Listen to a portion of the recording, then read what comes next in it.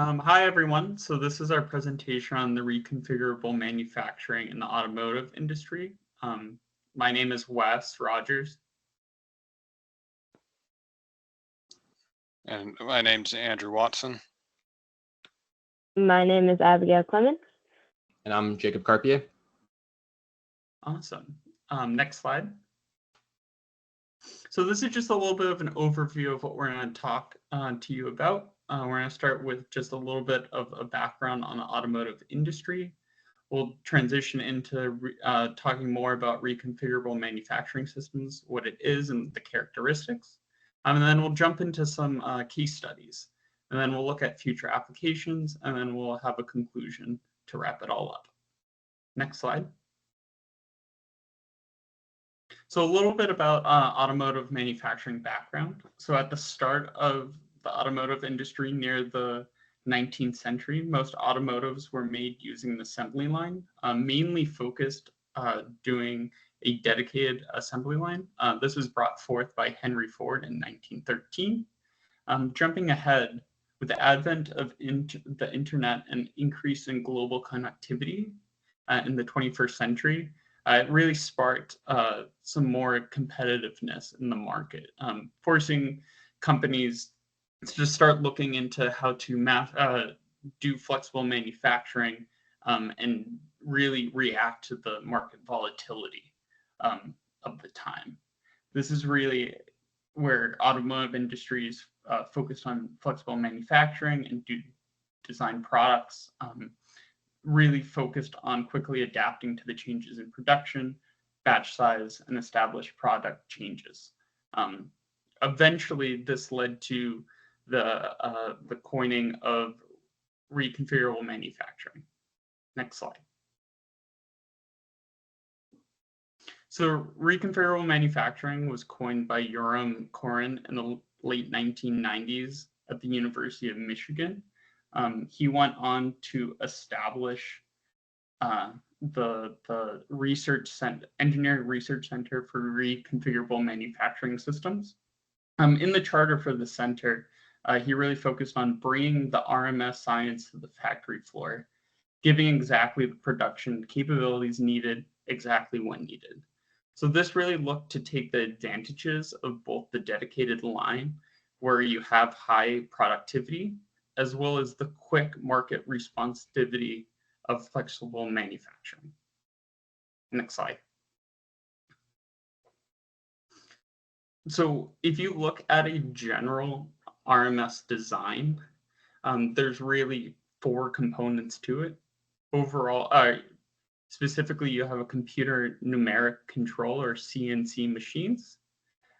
These are individual machines that are placed into stages. In order to handle the materials going between each of the stages, you have an integrated material handling system, and you have an inline inspection stages, typically in the middle or at the end of the process. And lastly, you have an overall centralized production computer that communicates between each of the unit operations.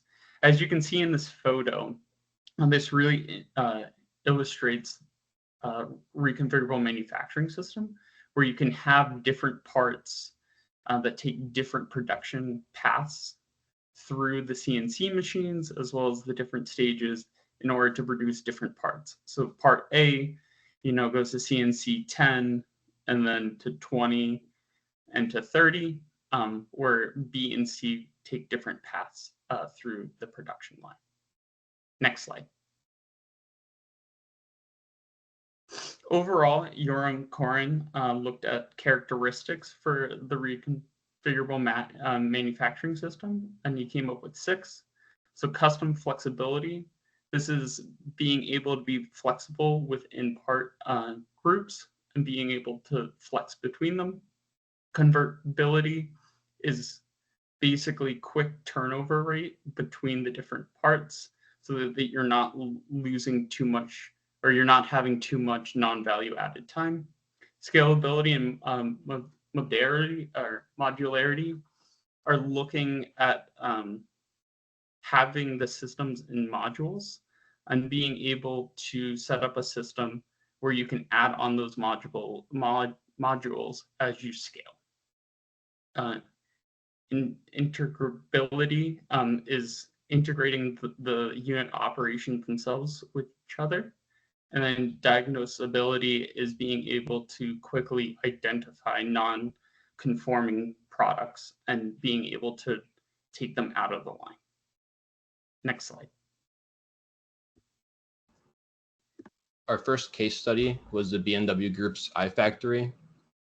One of the new challenges currently facing automotive manufacturers is the increasing demand for electrified automobiles. Whether these are hybrid vehicles or fully electric cars, the challenge presents itself in the form of ramping up the production of electric cars in parallel with continuing current production of internal combustion engines. The BMW Group looks to RMS for a solution with its proposed BMW iFactory. The factory will focus on two key areas to address the challenges being faced: lean and digitalization. Other technologies such as data science and artificial intelligence are also being implemented at factories to help BMW achieve its goals of being efficient, precise, and flexible. Lean manufacturing has always been one of the ideals BMW has followed, and it will continue being the driving force needed to achieve the highly flexible manufacturing that will be required to integrate new vehicles and allow for higher variability of the models being produced. One example BMW displays is their ability to produce different vehicle drivetrains and models on the same production line. The BMW Dingolfing plant will produce the BMW 7 Series model equipped with a combustion engine, hybrid systems, as well as fully electric drivetrains all on the same manufacturing line. Similarly, the factory located in Regensburg will apply these same concepts of reconfigurable manufacturing to the X1 and iX1 models. The outcome of this continued application of lean manufacturing reduces waste, space, and cost, while improving agility and allowing for future-proofing of the manufacturing process. Digitalization is the second component BMW relies on to enable the capabilities of the iFactory. Technologies such as data science and artificial intelligence allow for production to not only be faster, but simultaneously increase the precision and quality of the products being rolled off the assembly line. The BMW plant in Regensburg was the first car manufacturing facility in the world to entirely digitalize and automate the process of inspecting and correcting paintwork. The three-step inspection process starts with an AI-based inspection via deflectometry, where large monitors project geometric shapes on the exterior of the vehicle, and cameras scan the patterns to locate imperfections that may exist in the paintwork. The second stage is the surface correction process, where any imperfections corrected based on the 3D imaging of the car's body from the first step. AI-controlled robots determine what attachments are needed and what type of polishing compounds are required to correct the paint. Since this process is reconfigurable based on the scans and the machine learning-based correction process, each operation is tailored to the specific car being worked on. Finally, the last step involves a projector identifying any potential flaws for human inspectors to verify during the final checkout of the paintwork. Digitalization is not only applied to aid with manufacturing and inspection processes, but also as a tool to support production planning based on supply chain and demand. BMW iFactory takes advantage of its advances in digitalization to process live data collected throughout the entire manufacturing process and applies it to enable a faster and more transparent production line. This allows for reconfigurability and flexibility in the BMW production line by spontaneously reacting to and cushioning supply bottlenecks when identified, and enabling flexibility to the product being produced at instantaneous speeds. For example, a customer can customize and make configuration changes to the BMW they have ordered up to a week before the production of the vehicle begins.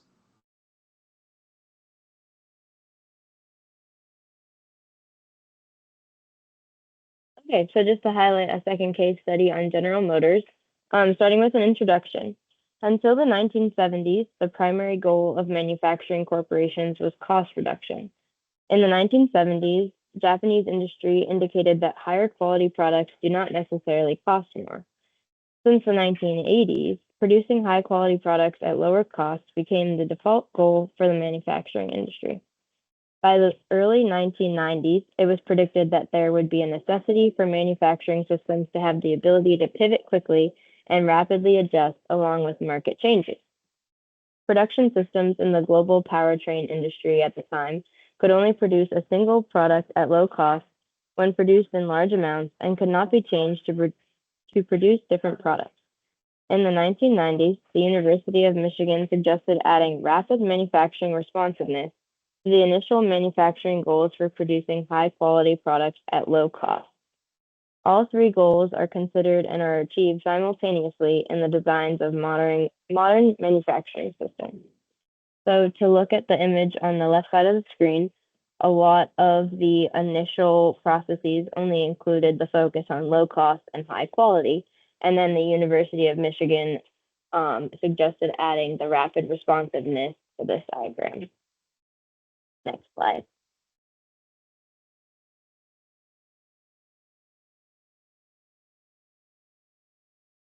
An inspection machine is based on machine vision to detect small surface pores on the surface of engine blocks. High-resolution images of the engine block surface are acquired using a computerized vision system. The images are then analyzed to detect and measure pores, small pits less than 1 millimeter on the surface resulting from casting. In 2006, General Motors installed this inline surface porosity inspection system at its Flint, Michigan engine plant. The inspection system was integrated into their production line with a conveyor moving all engine blocks through this station. Using this technology, GM prevents defective parts from reaching customers. Before our rim was installed, an operator visually inspected each block at the line rate, 20 seconds per engine block. And then that diagram shows the reconfigurable inspection machine that was integrated at General Motors. Next slide. The future of the reconfigurable manufacturing system is by using some different principles, we can start utilizing it more in industry. So by using the lean manufacturing principle of SMED, which stands for single minute exchange of die, we can start utilizing these configurable manufacturing systems to help reduce changeover time and make them more efficient. So the idea of single minute exchange of die is to get below a 10-minute changeover time. As you can see, that pictured in the left is a machine that I built when I worked at Autoliv. This machine was used to attach cushion airbags to the inflator. Our goal at Autoliv was to have our changeovers be down to more of 1 minute or less. Next. So step one was having PLC programs that are configurable and multiple programs loaded into this PLC with a easy user interface on the HMI screen so that operators could easily select different programs. Next. So we also integrated cameras for inspection purposes and also barcode scanners that could scan the parts automatically when the opto buttons were hit. We started integrating these barcode scanners to, once the opto is hit and they scan the part, you would know what part was being processed and the PLC would automatically select the correct program. Here, these barcode scanners were being used to identify the correct tool was loaded based off of the program that we were running. Next. So next step in quick changeovers is having toolless changeovers. So instead of having to have a wrench or other types of tools to release the tool and then bolt down a new tool, we would use thumb screws.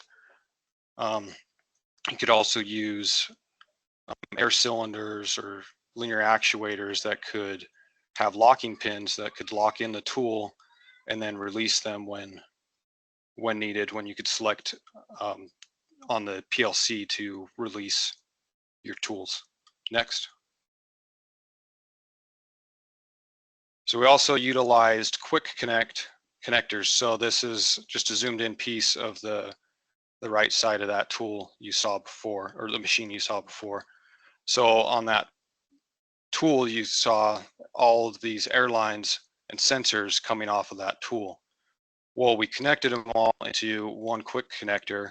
So instead of having to route 10 plus sensors and airlines back into the machine every time you did a changeover, you had a quick connect system that could just connect right to this, and it took it down to only a few seconds for the operator to change over, because many of these quick connects just have quick clips, or the top round piece you see is for airlines, and that just had about a quarter turn that you had to make to connect it there. Next. Another future concept for reconfigurable manufacturing systems is pulling away from looking just directly at the production lines and looking at all of the concepts that come before it.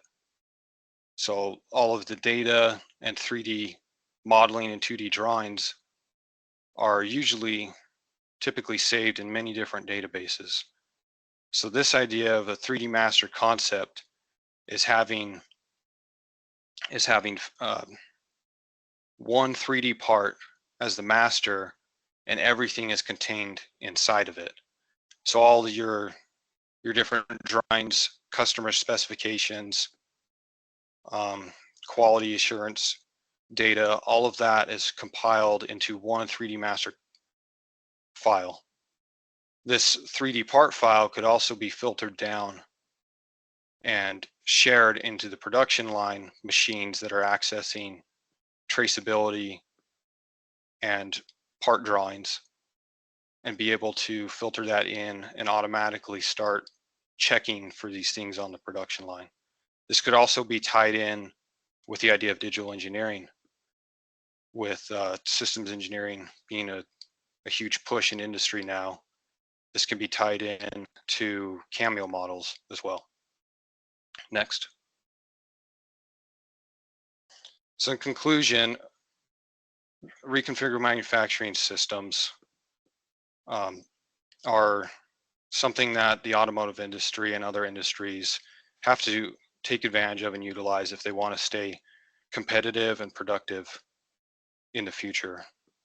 With the many different options coming out with cars, and now electrified cars are adding even more options to the production of just one model of vehicles, plus the many different vehicles models that are sold by each industry, that you now really need reconfigurable manufacturing systems to be able to handle all these different options and not have to continually expand and build larger plants. Next.